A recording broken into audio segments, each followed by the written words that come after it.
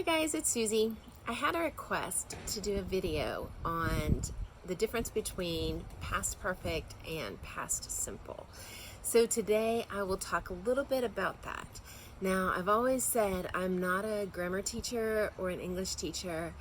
I have taught English to young children before, and my only claim to fame is I'm a native speaker. I know when it sounds right and sounds wrong. So I did a little bit of research to try to make this easier, because the idea of past perfect is not a simple one, and it's quite advanced. But all you need to do to understand it, I think, is to understand it and know that it exists. To use it or to not use it will come in formal writing, and eventually it will come in how you speak. For the most part, past simple is just fine and will get the job done. Actually, in trying to come up with some examples, this was a little tough because I really had to think about this. So I do have, once again, my whiteboard that I'll talk about, but let's talk for a minute between past simple and past perfect. So past simple is an action that's complete, whatever the verb is, it's been done in the past and in a specific time. And that time doesn't need to be like 1 day, 1 minute, it could be a series of years.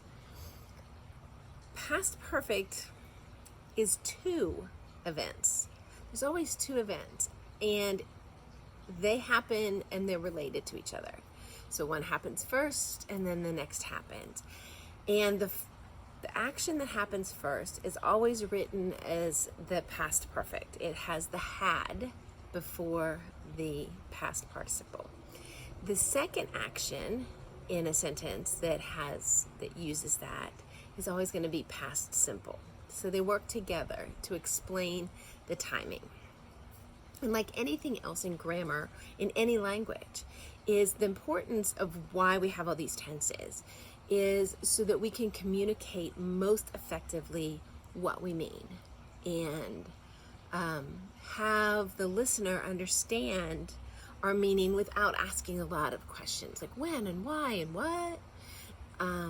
So when you have all of this crazy English grammar, and we have a lot, it's because it gives us an opportunity to be most specific and clear with how we are speaking and what information we need to convey to the listener.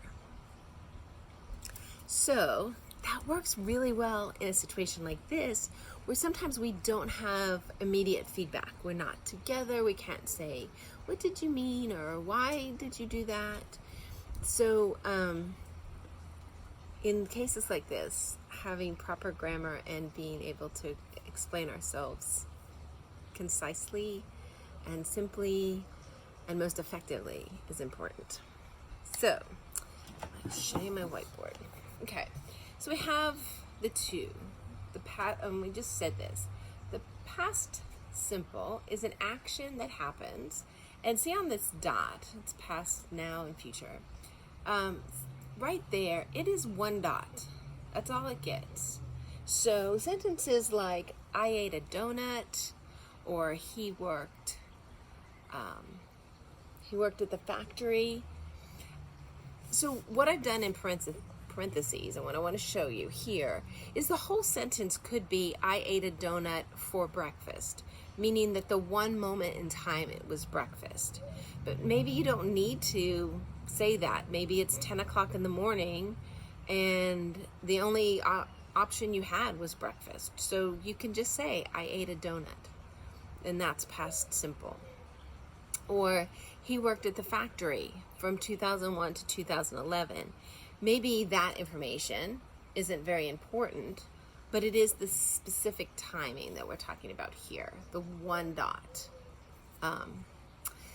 Past perfect are the 2 actions that are both completed and related. And see, I used it here. The past perfect is the first action, past simple is the second one, and they are related. He had finished his homework before he went out. So had finished is the past perfect form, and went is in, make sure I get this in.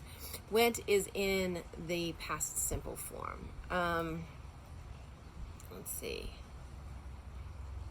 When the coach arrived, the players had already started. So the first action doesn't have to be the first part of the sentence.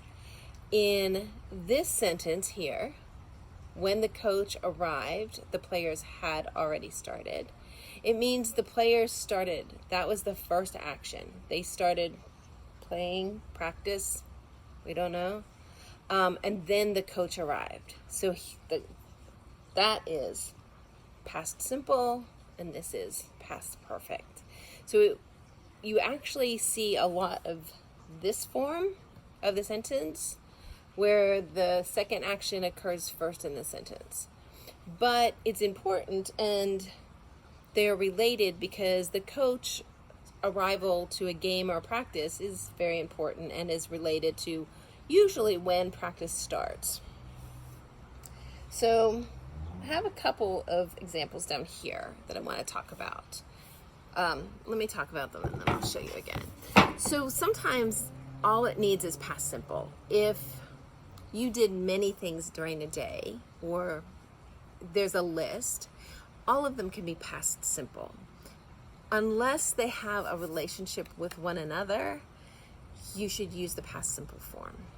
So the example I used is if somebody asked you a question, what did you do yesterday? Well, I went to work, I called a friend, I went to the mall, and I watched a movie. All past simple, because although they all occur within the day, none of them have a relationship to the other, except for being in the same day.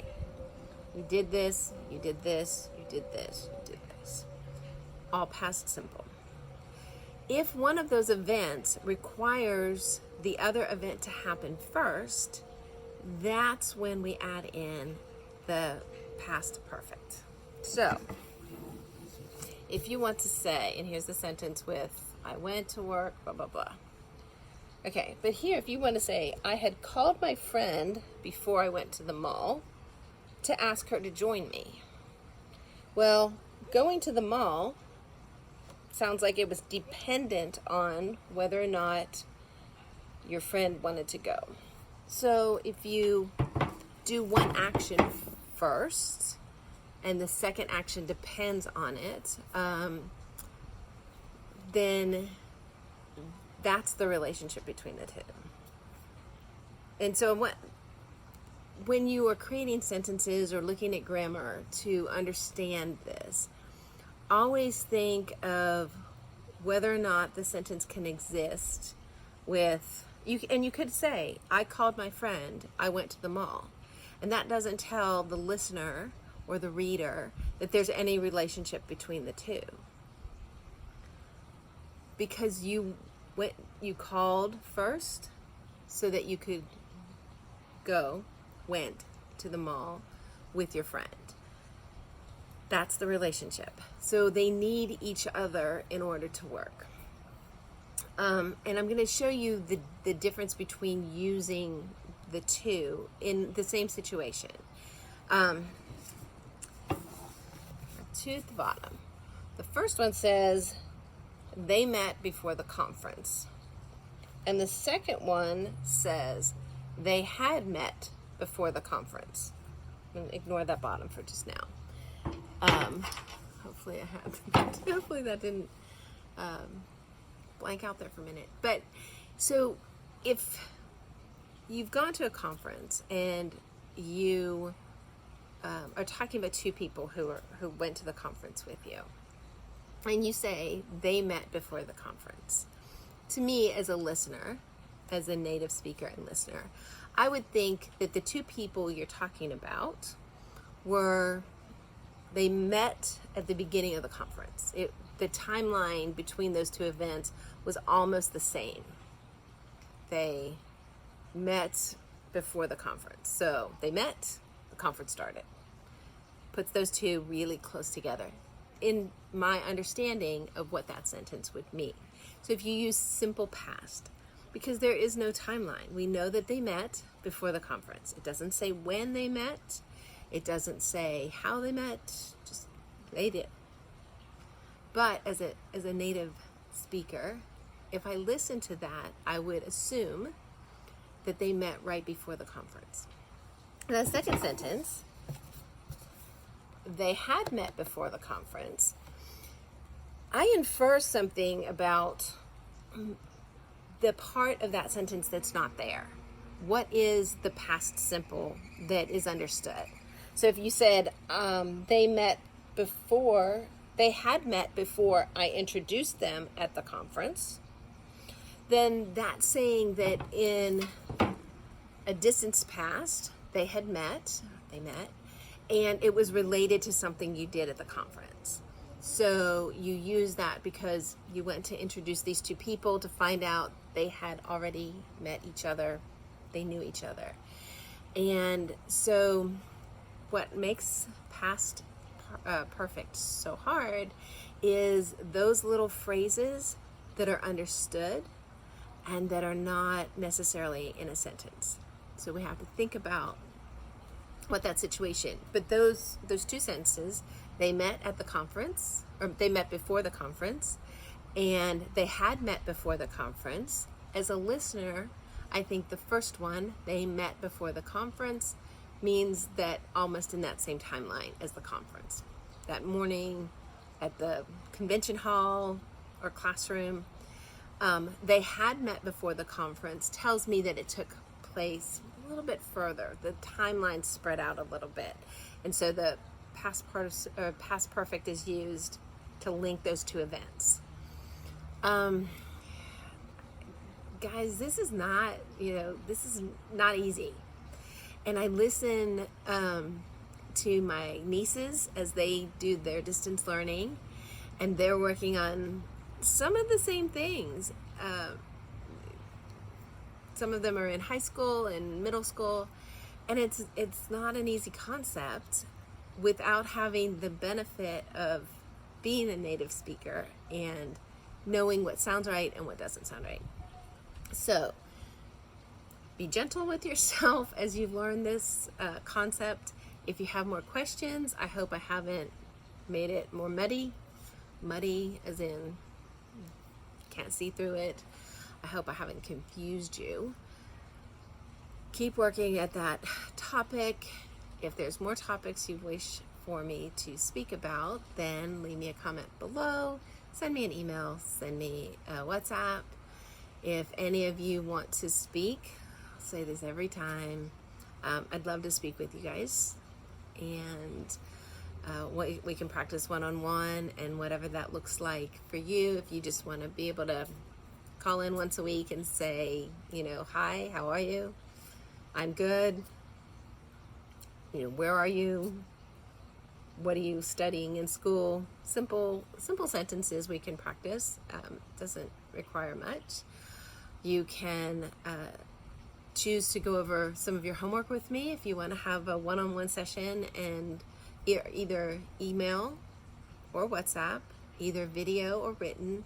We can I can go over some of what you're doing, and if you want to run it past me before you turn it in to Victoria or your teacher, I'm happy to look over any of your compositions and give you some feedback on how that sounds or looks.